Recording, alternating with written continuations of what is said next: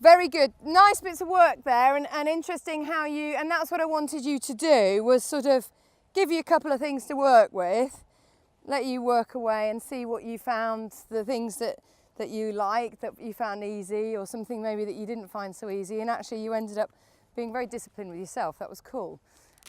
What did you like about that last bit of work that you did?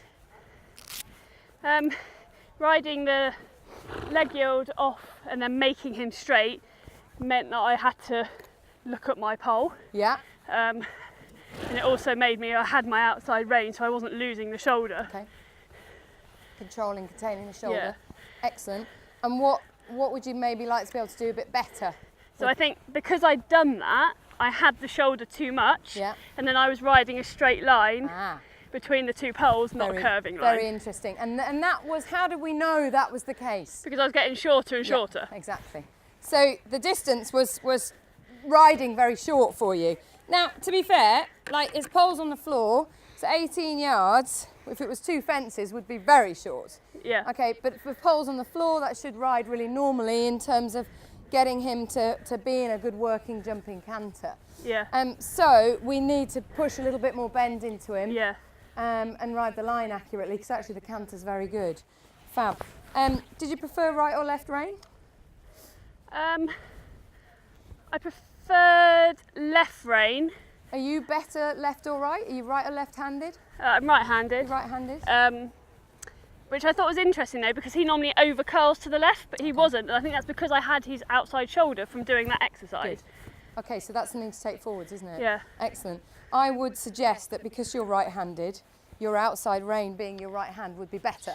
Yeah, so stronger. that's probably why you felt that was good. So on the right rein, we need to make sure that the left hand, the outside hand, is supporting, and the inside hand, the right hand, isn't over-dominating. Yeah. Yeah, fantastic. Well done. Good girl.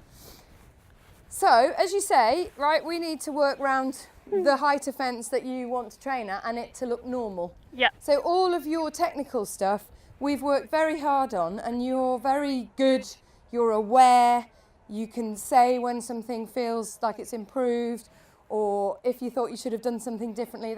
All of that is very, very good in you, and I want to continue with that. So having popped these up a bit, does that now look, whoo? Yeah, it doesn't. It looks fair, Good. but it does make me go, oh God. Okay, good, because this is a really easy thing to make normal. Yeah, and Okay, that's, yeah. So we're gonna work on it. We're gonna do all of the things that we would normally do on a technical level. Yeah. But we're gonna work with the fences at where Yeah, we and I think wanna that's be. it, is because we've done so much over the, Yeah. the technical stuff. Yeah. Actually, Yeah. I just need to jump some more. You I just need to get some actually need to miles jump some under my fences, belt at yeah. jumping bigger fences. Yeah, and it's not because you can't jump them. It just has to feel normal, doesn't it? Yeah. And that accuracy and that adjustability is going to become even clearer why that's so important when you've actually got a bit more of a fence in front of you to jump. Yeah. Fantastic. Okay, we're gonna use that as a warm-up. That's why that one's staying little. Okay. Now we did talk just before we started about whether a square might be a good thing to just train a little bit with him, because you talked to me about straightness, but his straightness was quite good in the Yeah. warm-up. What else could riding a square offer us? What else could it do? What else will it do for us? What are those? It's going to pivots? make him sit on the corners if Yeah. we're using a pivot turn. Absolutely. So actually, I'd like to have a look at that on the flat before we go and jump anyway. Okay. All right. So what I'd like you to do, Amy, is first of all, should we just go? Which is your favourite rein? You're going to make left. All right. Let's go on the left first. Oh, I thought he was going to make me let's go on the turn. left rein, and quite simply ride that square 2 or 3 times. What aids are you going to use? How are you going to ride those corners? Inside leg, outside rein. And then, more outside leg on the turn. Right. So when you ride a normal turn, a curving turn, we ride from inside leg into outside rein. Because we want a square turn or a pivot turn, we're actually going to switch it round. We're going to ride the opposite. So we'll ride to here. You look where you want to ride. Okay. We're going to use the outside leg a lot more. Yeah. And we might even bring the outside hand to the neck a little. Right. We might even Open up that open inside. the inside hand slightly as a guide, as a lead. What it mustn't do is pull or drop or lift. It's just to show and the horse is going to turn and pivot around his hindquarters. Then he's going to go straight.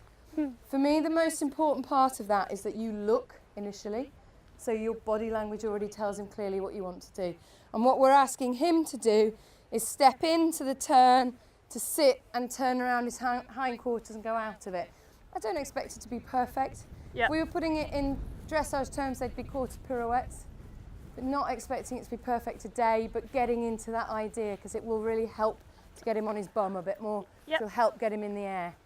All right, so let's ride that on the flat, 2 or 3 squares, just to get the feel for it. So really the outside leg and the body language, hugely important. Good girl.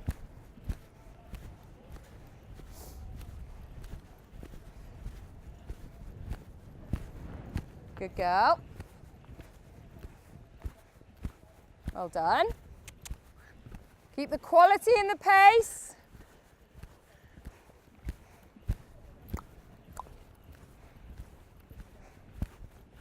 Good girl.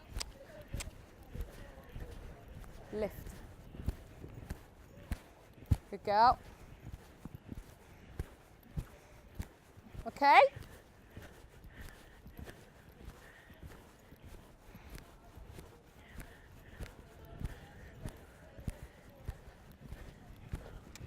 Marks out of 10 for square turns on the left.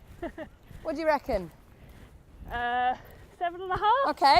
Can we make it a 9.5 on the right?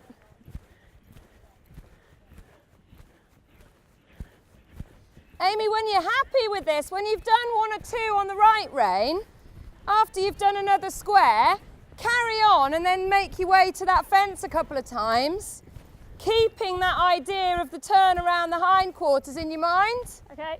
And let's see how that works to the fence a little bit. Now we've sat him up on his bottom. Fantastic.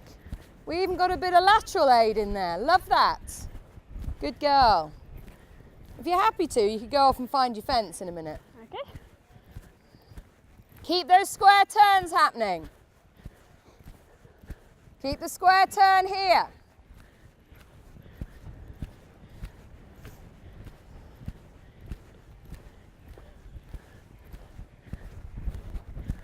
Good girl. Square turn on landing again. Yeah, go straight. Love that. We can do that again.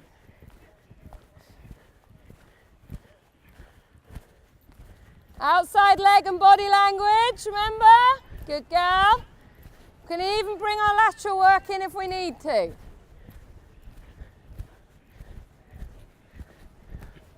And again, the square corner, go straight, and then when you're ready, take a breather.